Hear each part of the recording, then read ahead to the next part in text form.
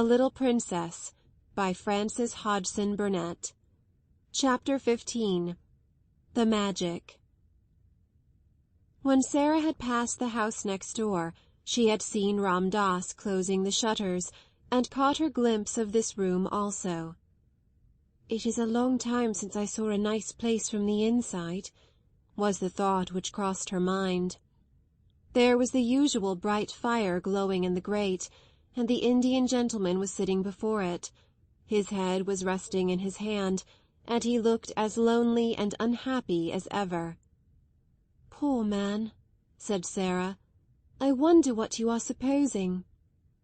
And this was what he was supposing at that very moment. "Suppose," he was thinking, "suppose, even if Carmichael traces the people to Moscow, the little girl they took from Madame Pascal's school in Paris is not the one we are in search of. Suppose she proves to be a quite different child. What step shall I take next?" When Sarah went into the house, she met Miss Minchin, who had come downstairs to scold the cook. "Where have you wasted your time?" she demanded. "You've been out for hours." "It was so wet and muddy," Sarah answered. "It was hard to walk, because my shoes were so bad and slipped about." "Make no excuses," said Miss Minchin, "and tell no falsehoods." Sarah went in to the cook. The cook had received a severe lecture, and was in a fearful temper as a result. She was only too rejoiced to have someone to vent her rage on, and Sarah was a convenience as usual. "Why didn't you stay all night?" she snapped. Sarah laid her purchases on the table. "Here are the things," she said. The cook looked them over, grumbling. She was in a very savage humour indeed. "May I have something to eat?" Sarah asked rather faintly. "Tea's over and done with," was the answer. "Did you expect me to keep it hot for you?" Sarah stood silent for a second. "I had no dinner," she said next, and her voice was quite low. She made it low because she was afraid it would tremble. "There's some bread in the pantry," said the cook. "That's all you'll get at this time o' day." Sarah went and found the bread. It was old and hard and dry. The cook was in too vicious a humour to give her anything to eat with it. It was always safe and easy to vent her spite on Sarah. Really, it was hard for the child to climb the 3 long flights of stairs leading to her attic. She often found them steep and long when she was tired, but tonight it seemed as if she would never reach the top. Several times she was obliged to stop and rest. When she reached the top landing, she was glad to see the glimmer of a light coming from under her door. That meant Ermengarde had managed to creep up to pay her a visit. There was some comfort in that. It was better than to go into the room alone and find it empty and desolate. The mere presence of plump, comfortable Ermengarde, wrapped in her red shawl, would warm it a little. Yes, there Ermengarde was when she opened the door. She was sitting in the middle of the bed, with her feet tucked safely under her. She had never become intimate with Melchizedek and his family, though they rather fascinated her.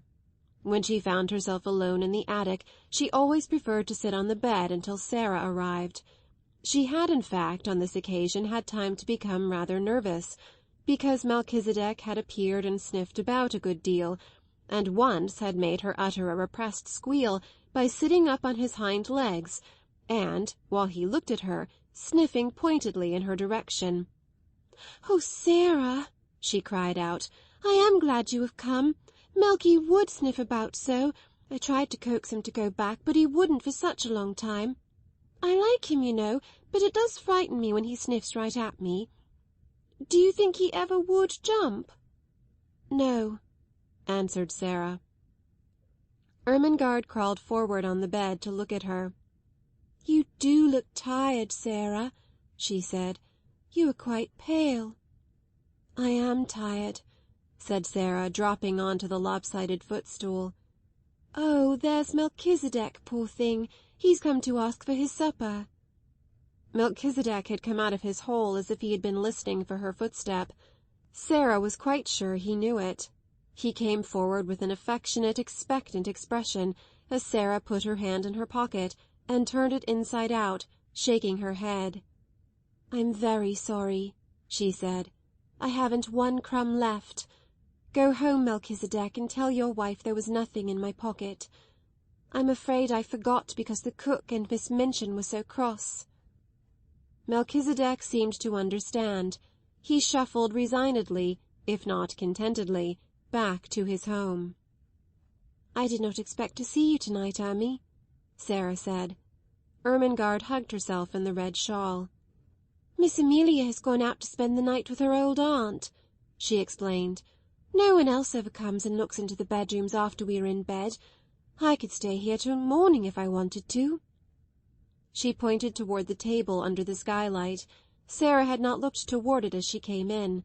A number of books were piled upon it. Ermengarde's gesture was a dejected one. "Papa has sent me some more books, Sarah," she said. "There they are." Sarah looked round and got up at once. She ran to the table, and picking up the top volume, turned over its leaves quickly. For the moment she forgot her discomforts. "Ah!" she cried out. "How beautiful! Carlyle's French Revolution. I have so wanted to read that." "I haven't," said Ermengarde. "And papa will be so cross if I don't. He'll expect me to know all about it when I go home for the holidays. What shall I do?" Sarah stopped turning over the leaves and looked at her with an excited flush on her cheeks. "Look here," she cried. "If you'll lend me these books, I'll read them and tell you everything that's in them afterward, and I'll tell it so that you will remember it too." "Oh, goodness!" exclaimed Ermengarde. "Do you think you can?" "I know I can," Sarah answered. "The little ones always remember what I tell them." "Sarah," said Ermengarde, hope gleaming in her round face, "if you'll do that and make me remember, I'll give you anything." "I don't want you to give me anything," said Sarah. "I want your books. I want them." And her eyes grew big, and her chest heaved. "Take them, then," said Ermengarde. "I wish I wanted them, but I don't. I'm not clever, and my father is, and he thinks I ought to be." Sarah was opening one book after the other. "What are you going to tell your father?" she asked, a slight doubt dawning in her mind. "Oh, he needn't know," answered Ermengarde. "He'll think I've read them." Sarah put down her book and shook her head slowly. "That's almost like telling lies," she said. "And lies, well, you see, they are not only wicked, they're vulgar. Sometimes," reflectively, "I've thought perhaps I might do something wicked. I might suddenly fly into a rage and kill Miss Minchin, you know, when she was ill-treating me. But I couldn't be vulgar." "Why can't you tell your father I read them?" "He wants me to read them," said Ermengarde, a little discouraged by this unexpected turn of affairs. "He wants you to know what is in them," said Sarah. "And if I can tell it to you in an easy way and make you remember it, I should think he would like that." "He'll like it if I learn anything in any way," said rueful Ermengarde. "You would if you were my father." "It's not your fault that—" began Sarah. She pulled herself up and stopped rather suddenly. She had been going to say, "It's not your fault that you are stupid." "That what?" Ermengarde asked. "That you can't learn things quickly," amended Sarah. "If you can't, you can't. If I can, why, I can, that's all." She had always felt very tender of Ermengarde, and tried not to let her feel too strongly the difference between being able to learn anything at once and not being able to learn anything at all. As she looked at her plump face, one of her wise, old-fashioned thoughts came to her. "Perhaps," she said, "to be able to learn things quickly isn't everything. To be kind is worth a great deal to other people. If Miss Minchin knew everything on earth, and was like what she is now, she'd still be a detestable thing, and everybody would hate her. Lots of clever people have done harm and been wicked. Look at Robespierre." She stopped and examined Ermengarde's countenance, which was beginning to look bewildered. "Don't you remember?" she demanded. "I told you about him not long ago. I believe you've forgotten." "Well, I don't remember all of it," admitted Ermengarde. "Well, you wait a minute," said Sarah, "and I'll take off my wet things and wrap myself in the coverlet and tell you over again." She took off her hat and coat and hung them on a nail against the wall, and she changed her wet shoes for an old pair of slippers. Then she jumped on the bed, and drawing the coverlet about her shoulders, sat with her arms round her knees. "Now listen," she said. She plunged into the gory records of the French Revolution, and told such stories of it that Ermengarde's eyes grew round with alarm, and she held her breath. But though she was rather terrified, there was a delightful thrill in listening, and she was not likely to forget Robespierre again, or to have any doubts about the Princesse de Lamballe. "You know when they put her head on a pike and danced round it," Sarah explained, "and she had beautiful floating blonde hair, and when I think of her I never see her head on her body, but always on a pike, with those furious people dancing and howling." It was agreed that Mr. St. John was to be told the plan they had made, and for the present the books were to be left in the attic. "Now let's tell each other things," said Sarah. "How are you getting on with your French lessons?" "Ever so much better since the last time I came up here and you explained the conjugations. Miss Minchin could not understand why I did my exercises so well that first morning." Sarah laughed a little and hugged her knees. "She doesn't understand why Lottie is doing her sums so well," she said, "but it is because she creeps up here too, and I help her." She glanced round the room. "The attic would be rather nice, if it wasn't so dreadful," she said, laughing again. "It's a good place to pretend in." The truth was that Ermengarde did not know anything of the sometimes almost unbearable side of life in the attic, and she had not a sufficiently vivid imagination to depict it for herself. On the rare occasions that she could reach Sarah's room, she saw only the side of it which was made exciting by things which were pretended and stories which were told. Her visits partook of the character of adventures, and though sometimes Sarah looked rather pale, and it was not to be denied that she had grown very thin, her proud little spirit would not admit of complaints. She had never confessed that at times she was almost ravenous with hunger, as she was tonight. She was growing rapidly, and her constant walking and running about would have given her a keen appetite, even if she had had abundant and regular meals of a much more nourishing nature than the unappetizing inferior food snatched at such odd times as suited the kitchen convenience. She was growing used to a certain gnawing feeling in her young stomach. "I suppose soldiers feel like this when they are on a long and weary march," she often said to herself. She liked the sound of the phrase, "long and weary march." It made her feel rather like a soldier. She had also a quaint sense of being a hostess in the attic. "If I lived in a castle," she argued, "and Ermengarde was the lady of another castle, and came to see me, with knights and squires and vassals riding with her, and pennons flying, when I heard the clarions sounding outside the drawbridge, I should go down to receive her, and I should spread feasts in the banquet hall, and call in minstrels to sing and play and relate romances. When she comes into the attic I can't spread feasts, but I can tell stories, and not let her know disagreeable things. I dare say poor chatelaines had to do that in time of famine, when their lands had been pillaged." She was a proud, brave little chatelaine, and dispensed generously the one hospitality she could offer, the dreams she dreamed, the visions she saw, the imaginings which were her joy and comfort. So, as they sat together, Ermengarde did not know that she was faint as well as ravenous, and that while she talked she now and then wondered if her hunger would let her sleep when she was left alone. She felt as if she had never been quite so hungry before. "I wish I was as thin as you, Sarah," Ermengarde said suddenly. I believe you are thinner than you used to be. Your eyes look so big, and look at the sharp little bone sticking out of your elbow." Sarah pulled down her sleeve, which had pushed itself up.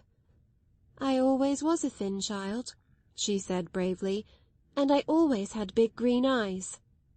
"I love your queer eyes," said Ermengarde, looking into them with affectionate admiration.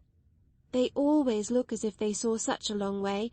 I love them, and I love them to be green, though they look black generally." "They are cat's eyes," laughed Sarah. "But I can't see in the dark with them, because I have tried, and I couldn't. I wish I could." It was just at this minute that something happened at the skylight which neither of them saw. If either of them had chanced to turn and look, she would have been startled by the sight of a dark face which peered cautiously into the room and disappeared as quickly and almost as silently as it had appeared. Not quite as silently, however. Sarah, who had keen ears, suddenly turned a little and looked up at the roof. "That didn't sound like Melchizedek," she said. "It wasn't scratchy enough." "What?" said Ermengarde, a little startled. "Didn't you think you heard something?" said Sarah. "No," Ermengarde faltered. "Did you?" "Perhaps I didn't," said Sarah. "But I thought I did. It sounded as if something was on the slates, something that dragged softly." "What could it be?" said Ermengarde. "Could it be robbers?" "No," Sarah began cheerfully. "There is nothing to steal." She broke off in the middle of her words. They both heard the sound that checked her. It was not on the slates, but on the stairs below, and it was Miss Minchin's angry voice. Sarah sprang off the bed and put out the candle. "She is scolding Becky," she whispered as she stood in the darkness. "She is making her cry." "Will she come in here?" Ermengarde whispered back, panic-stricken. "No, she will think I am in bed. Don't stir." It was very seldom that Miss Minchin mounted the last flight of stairs. Sarah could only remember that she had done it once before. But now she was angry enough to be coming at least part of the way up, and it sounded as if she was driving Becky before her. "You impudent, dishonest child!" they heard her say. "Cook tells me she has missed things repeatedly." "'Tweren't me, mum," said Becky, sobbing. "I was hungry enough, but 'tweren't me, never." "You deserve to be sent to prison," said Miss Minchin's voice. "Picking and stealing! Half a meat pie, indeed!" "'Tweren't me," wept Becky. "I could have eat a whole one, but I never laid a finger on it." Miss Minchin was out of breath between temper and mounting the stairs. The meat pie had been intended for her special late supper. It became apparent that she boxed Becky's ears. "Don't tell falsehoods," she said. "Go to your room this instant." Both Sarah and Ermengarde heard the slap, and then heard Becky run in her slipshod shoes up the stairs and into her attic. They heard her door shut, and knew that she threw herself upon her bed. "I could have ate 2 of 'em," they heard her cry into her pillow. "And I never took a bite. 'Twas cook give it to her policeman." Sarah stood in the middle of the room in the darkness. She was clenching her little teeth and opening and shutting fiercely her outstretched hands. She could scarcely stand still, but she dared not move until Miss Minchin had gone down the stairs, and all was still. "The wicked, cruel thing!" she burst forth. "The cook takes things herself, and then says Becky steals them. She doesn't! She doesn't! She's so hungry sometimes that she eats crusts out of the ash-barrel." She pressed her hands hard against her face and burst into passionate little sobs, and Ermengarde, hearing this unusual thing, was overawed by it. Sarah was crying, the unconquerable Sarah. It seemed to denote something new, some mood she had never known. Suppose. A new dread possibility presented itself to her kind, slow little mind all at once. She crept off the bed in the dark and found her way to the table where the candle stood. She struck a match and lit the candle. When she had lighted it, She bent forward and looked at Sarah, with her new thought growing to definite fear in her eyes. "Sarah," she said in a timid, almost awe-stricken voice. You never told me. I don't want to be rude, but are you ever hungry?" It was too much just at that moment. The barrier broke down. Sarah lifted her face from her hands. "Yes," she said in a new, passionate way. "Yes, I am. I'm so hungry now that I could almost eat you. And it makes it worse to hear poor Becky. She's hungrier than I am." Ermengarde gasped. "Oh, oh!" she cried woefully. "And I never knew." "I didn't want you to know," Sarah said. "It would have made me feel like a street beggar. I know I look like a street beggar." "No, you don't, you don't!" Ermengarde broke in. "Your clothes are a little queer, but you couldn't look like a street beggar. You haven't a street beggar face." "A little boy once gave me a sixpence for charity," said Sarah, with a short little laugh in spite of herself. "Here it is." And she pulled out the thin ribbon from her neck. "He wouldn't have given me his Christmas sixpence if I hadn't looked as if I needed it." Somehow the sight of the dear little sixpence was good for both of them. It made them laugh a little, though they both had tears in their eyes. "Who was he?" said Ermengarde, looking at it quite as if it had not been a mere ordinary silver sixpence. "He was a darling little thing going to a party," said Sarah. "He was one of the large family, the little one with the round legs, the one I call Guy Clarence. I suppose his nursery was crammed with Christmas presents and hampers full of cakes and things, and he could see I had nothing." Ermengarde gave a little jump backward. The last sentences had recalled something to her troubled mind and given her a sudden inspiration. "Oh, Sarah!" she cried. "What a silly thing I am not to have thought of it!" "Of what?" "Something splendid," said Ermengarde in an excited hurry. "This very afternoon my nicest aunt sent me a box. It is full of good things. I never touched it. I had so much pudding at dinner, and I was so bothered about papa's books." Her words began to tumble over each other. "It's got cake in it, and little meat pies, and jam tarts, and buns, and oranges, and red currant wine, and figs, and chocolate. I'll creep back to my room and get it this minute, and we'll eat it now." Sarah almost reeled. When one is faint with hunger, the mention of food has sometimes a curious effect. She clutched Ermengarde's arm. "Do you think you could?" she ejaculated. "I know I could," answered Ermengarde, and she ran to the door, opened it softly, put her head out into the darkness, and listened. Then she went back to Sarah. "The lights are out, everybody's in bed. I can creep, and no one will hear."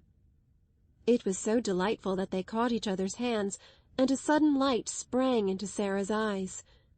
"Ermy," she said, let us pretend it's a party.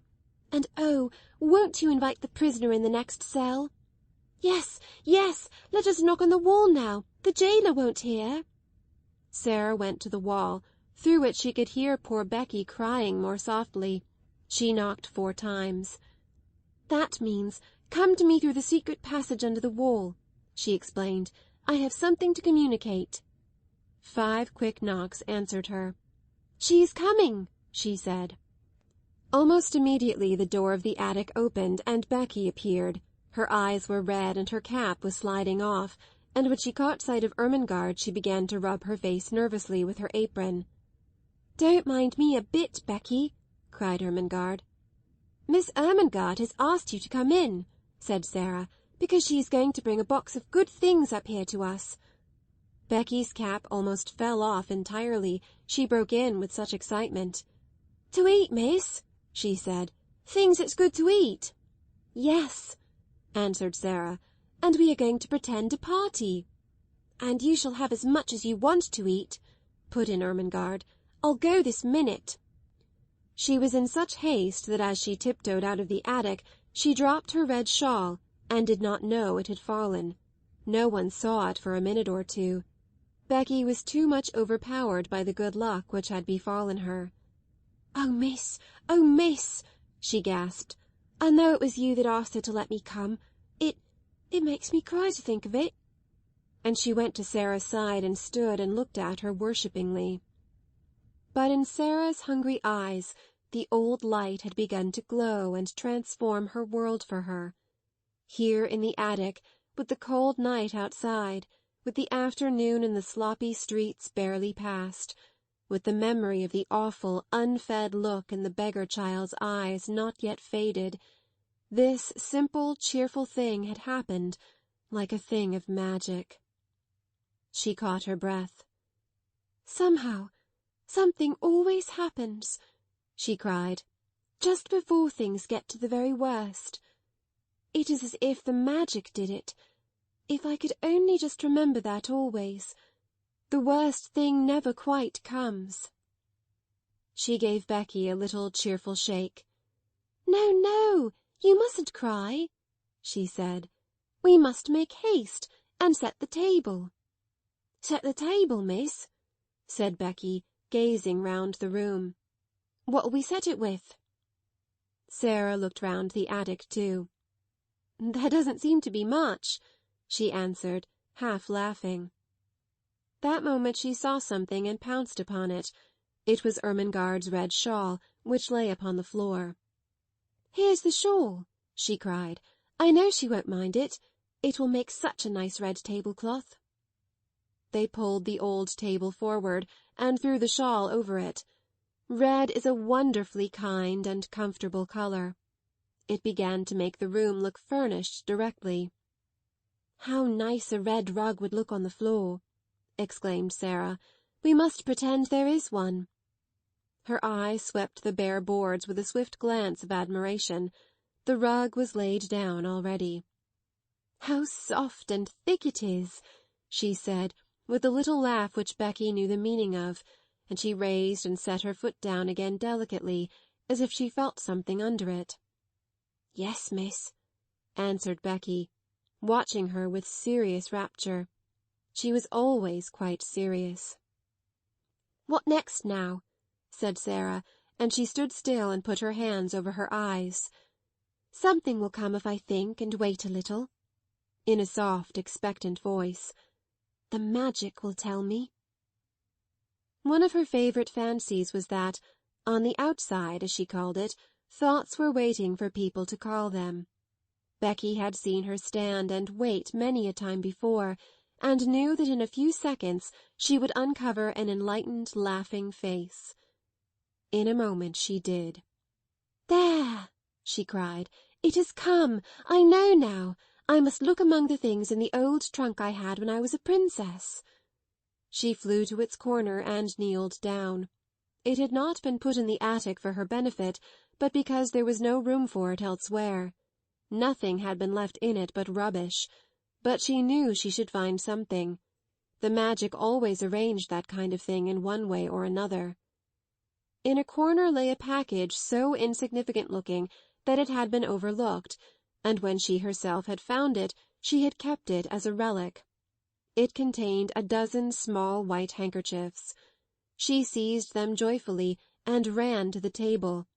She began to arrange them upon the red table-cover, patting and coaxing them into shape, with the narrow lace edge curling outward, her magic working its spells for her as she did it. "These are the plates," she said. "They are golden plates. These are the richly embroidered napkins. Nuns worked them in convents in Spain." "Did they, miss?" breathed Becky, her very soul uplifted by the information. "You must pretend it," said Sarah. "If you pretend it enough, you will see them." "Yes, miss," said Becky. And as Sarah returned to the trunk, she devoted herself to the effort of accomplishing an end so much to be desired. Sarah turned suddenly to find her standing by the table, looking very queer indeed. She had shut her eyes, and was twisting her face in strange, convulsive contortions, her hands hanging stiffly clenched at her sides. She looked as if she was trying to lift some enormous weight. "What is the matter, Becky?" Sarah cried. "What are you doing?" Becky opened her eyes with a start. "I was pretending, miss," she answered a little sheepishly. "I was trying to see it like you do. I almost did," with a hopeful grin. "But it takes a lot of strength."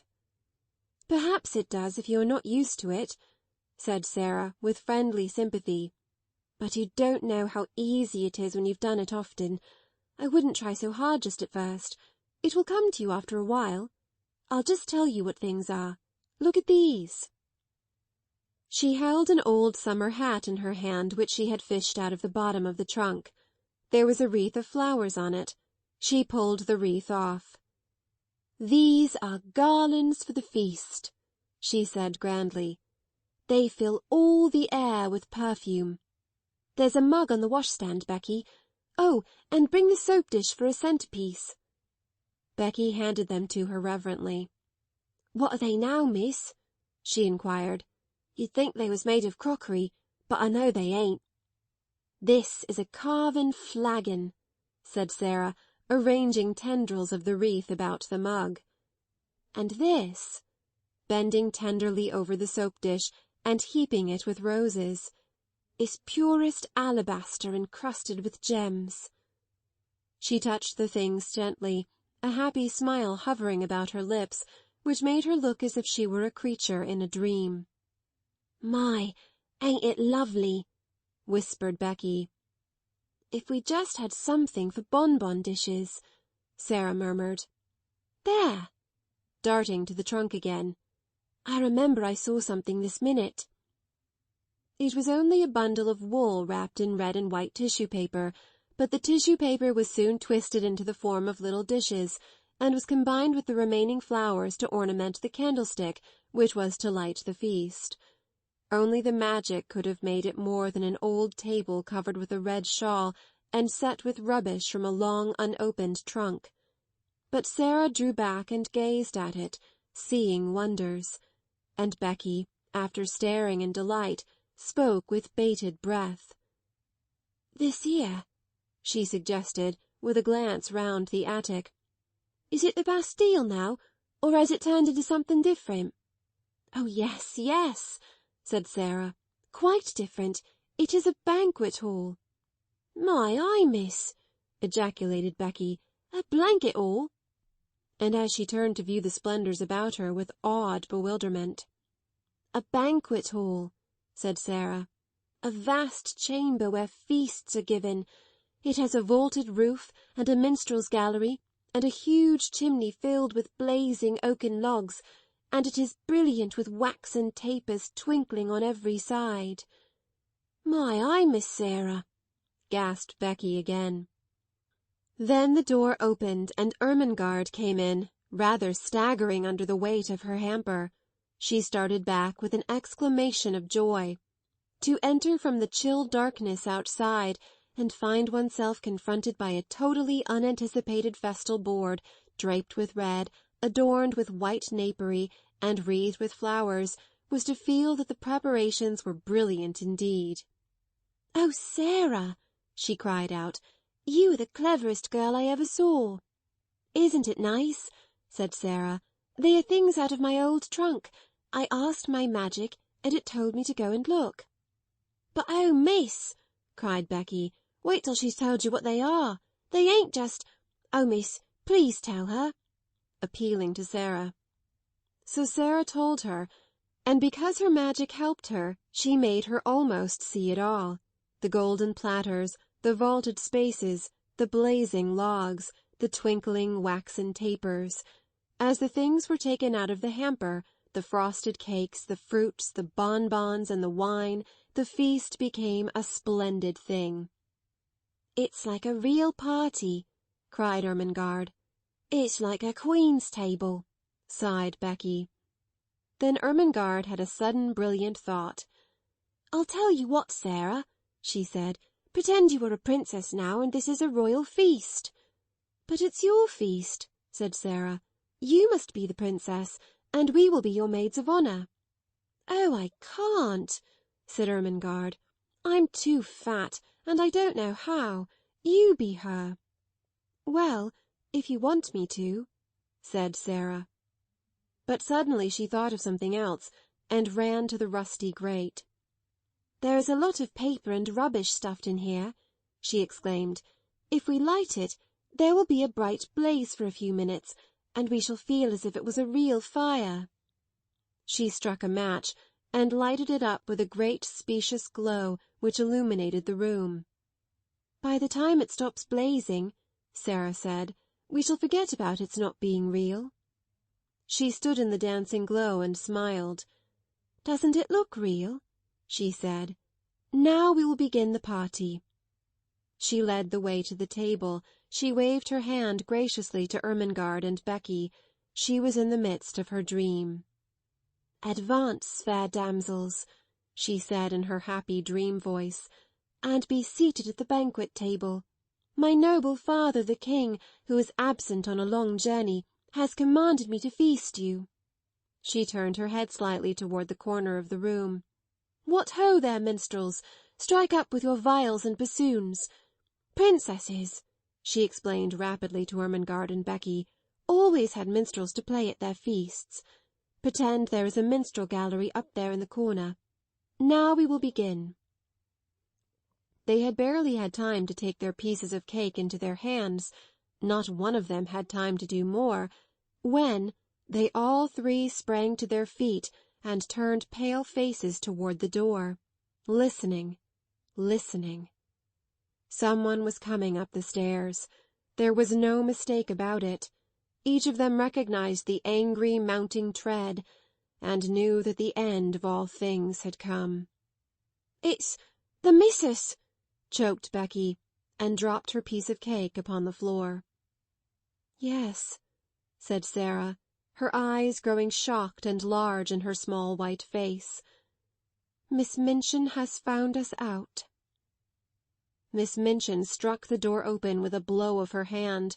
She was pale herself, but it was with rage.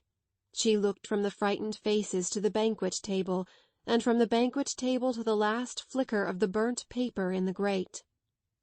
"I have been suspecting something of this sort," she exclaimed, "but I did not dream of such audacity. Lavinia was telling the truth." So they knew that it was Lavinia who had somehow guessed their secret and had betrayed them. Miss Minchin strode over to Becky and boxed her ears for a second time. "You impudent creature," she said. "You leave the house in the morning." Sarah stood quite still, her eyes growing larger, her face paler. Ermengarde burst into tears. "Oh, don't send her away," she sobbed. "My aunt sent me the hamper. We're only having a party." "So I see," said Miss Minchin witheringly, "with the Princess Sarah at the head of the table." She turned fiercely on Sarah. "It is your doing, I know," she cried. "Ermengarde would never have thought of such a thing. You decorated the table, I suppose, with this rubbish." She stamped her foot at Becky. "Go to your attic," she commanded, and Becky stole away, her face hidden in her apron, her shoulders shaking. Then it was Sarah's turn again. "I will attend to you tomorrow. You shall have neither breakfast, dinner, nor supper." "I have not had either dinner or supper today, Miss Minchin," said Sarah rather faintly. "Then all the better. You will have something to remember. Don't stand there. Put those things into the hamper again." She began to sweep them off the table into the hamper herself, and caught sight of Ermengarde's new books. "And you," to Ermengarde, "have brought your beautiful new books into this dirty attic. Take them up and go back to bed. You will stay there all day tomorrow, and I shall write to your papa. What would he say if he knew where you are tonight?" Something she saw in Sarah's grave, fixed gaze at this moment made her turn on her fiercely. "What are you thinking of?" she demanded. "Why do you look at me like that?" "I was wondering," answered Sarah, as she had answered that notable day in the schoolroom. What were you wondering?" It was very like the scene in the schoolroom. There was no pertness in Sarah's manner. It was only sad and quiet. "I was wondering," she said in a low voice, "what my papa would say if he knew where I am tonight."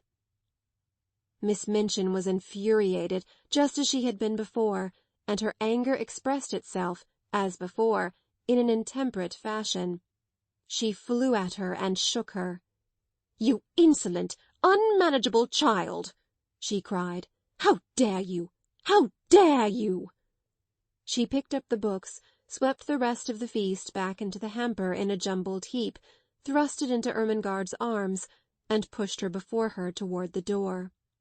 "I will leave you to wonder," she said. "Go to bed this instant." And she shut the door behind herself and poor stumbling Ermengarde, and left Sarah standing quite alone. The dream was quite at an end. The last spark had died out of the paper in the grate, and left only black tinder. The table was left bare, the golden plates and richly embroidered napkins, and the garlands were transformed again into old handkerchiefs, scraps of red and white paper, and discarded artificial flowers all scattered on the floor. The minstrels in the minstrel gallery had stolen away, and the viols and bassoons were still.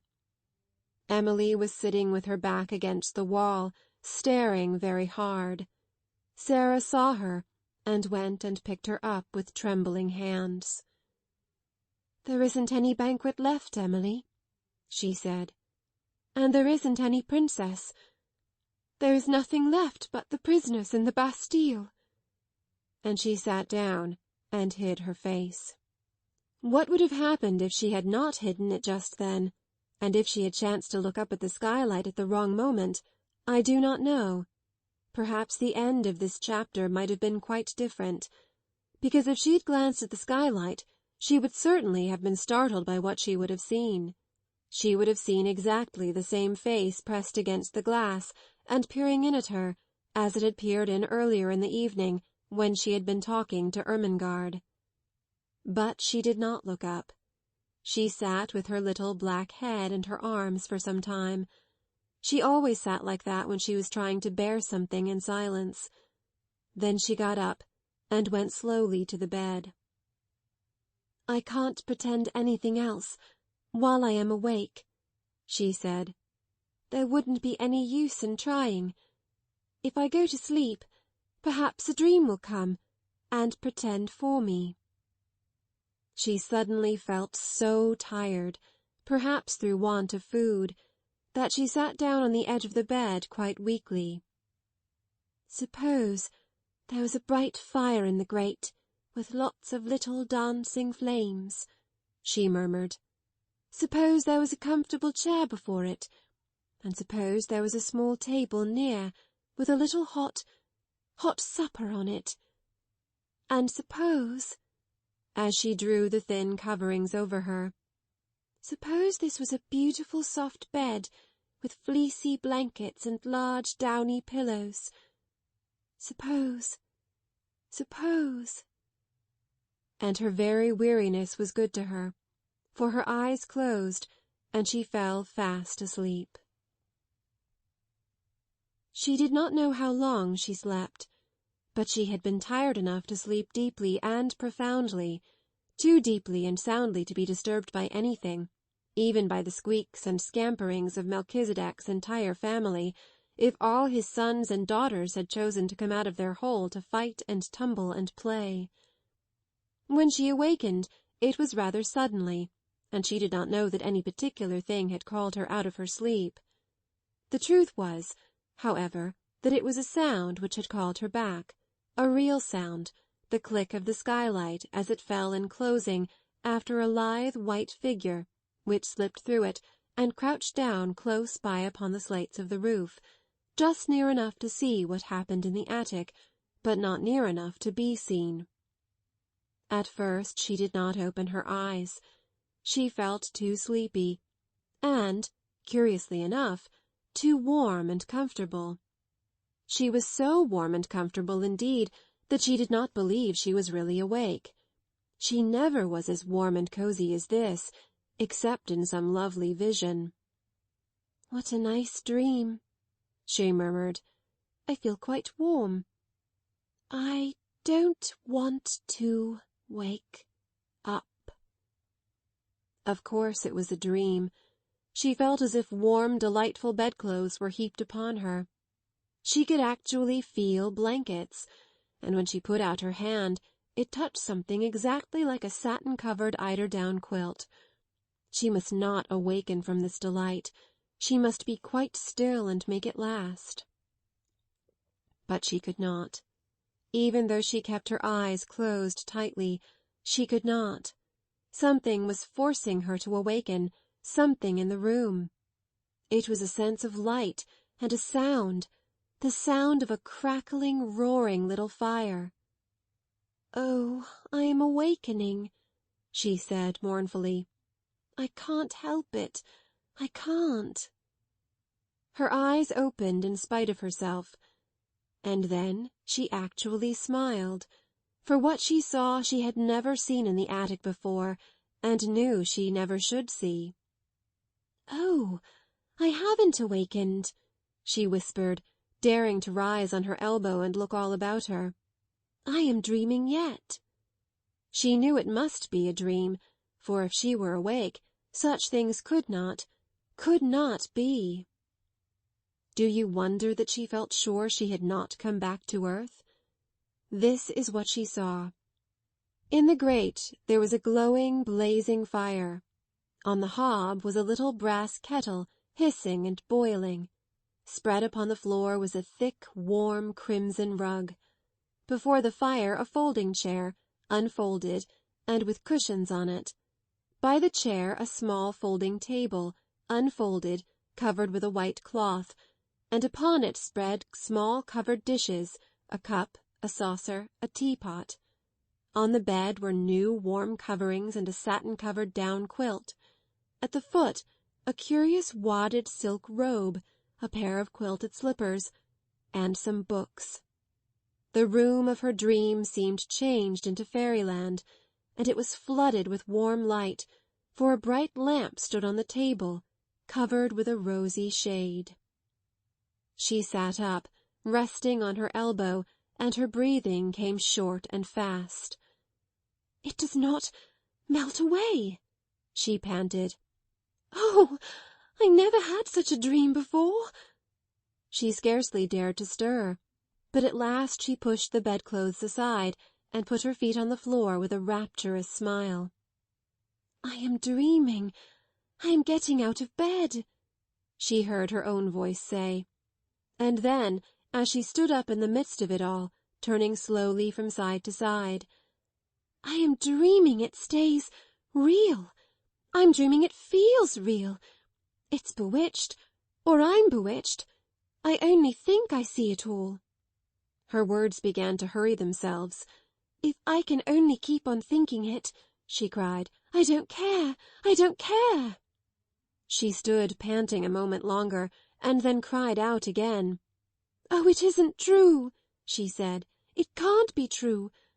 But oh, how true it seems." The blazing fire drew her to it, and she knelt down and held out her hands close to it, so close that the heat made her start back. "A fire I only dreamed wouldn't be hot," she cried. She sprang up, touched the table, the dishes, the rug. She went to the bed and touched the blankets. She took up the soft wadded dressing-gown, and suddenly clutched it to her breast and held it to her cheek. "It's warm! It's soft!" she almost sobbed. "It's real! It must be!" She threw it over her shoulders and put her feet into the slippers. "They are real too! It's all real! I am not dreaming!" She almost staggered to the books and opened the one which lay upon the top. Something was written on the fly-leaf, just a few words, and they were these: "To the little girl in the attic, from a friend." When she saw that, Wasn't it a strange thing for her to do? She put her face down upon the page and burst into tears. "I don't know who it is," she said, "but somebody cares for me a little. I have a friend." She took her candle and stole out of her own room and into Becky's and stood by her bedside. "Becky, Becky!" she whispered as loudly as she dared. "Wake up!" When Becky wakened, and she sat upright staring aghast, her face still smudged with traces of tears, beside her stood a little figure in a luxurious wadded robe of crimson silk. The face she saw was a shining, wonderful thing. The Princess Sarah, as she remembered her, stood at her very bedside, holding a candle in her hand. "Come," she said. "Oh, Becky, come!" Becky was too frightened to speak. She simply got up and followed her, with her mouth and eyes open, and without a word. And when they crossed the threshold, Sarah shut the door gently and drew her into the warm, glowing midst of things which made her brain reel and her hungry senses faint. "It's true, it's true!" she cried. "I've touched them all. They are as real as we are. The magic has come and done it, Becky, while we were asleep. The magic that won't let those worst things ever quite happen." End of chapter 15.